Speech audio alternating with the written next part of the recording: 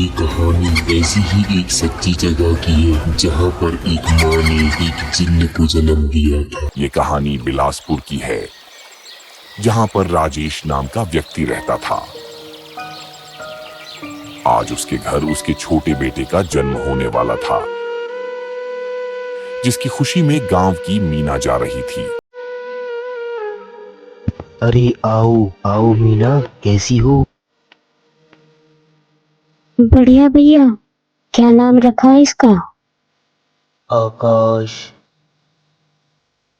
उस रात गांव में बहुत तेज बारिश और बिजली कड़क रही थी।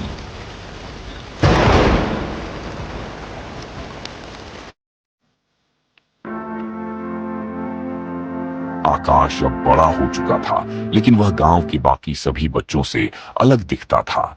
उसकी आंखें भूरी थीं, वह ज्यादातर अकेला रहता था और न जाने अपने मुंह से क्या बड़बड़ाता रहता था।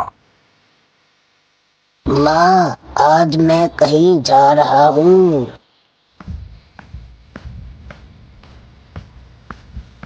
एक रात की बात है, जब आकाश तैयार होकर कहीं जा रहा था कि तभी आकाश की माँ आकाश को आवाज लगाती है।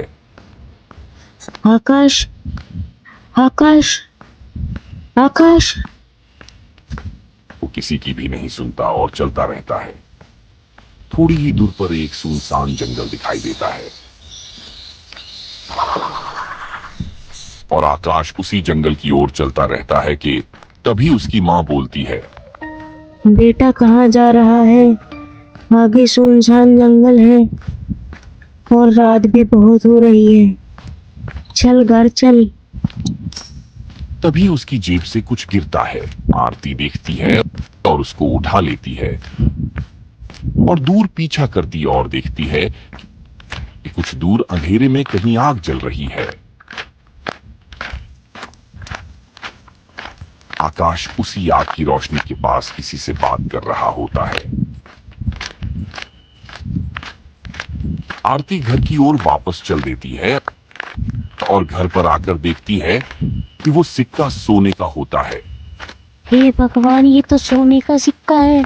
अगले दिन सभी गांव वाले एक जगह पर इकट्ठे होकर खड़े हुए तो आरती को पता चला कि रमेश काका को किसी ने रहस्यमयी तरीके से मार दिया है और उनकी लाश पेड़ के पास पड़ी है और पूरे में खून ही खून हो रखा है। आरती सोचती है इसको किसी ने कुछ करवा दिया है।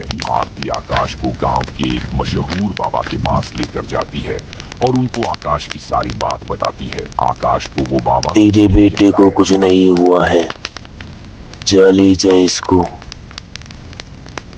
और उसको एक भभूति लगा कर देते हैं।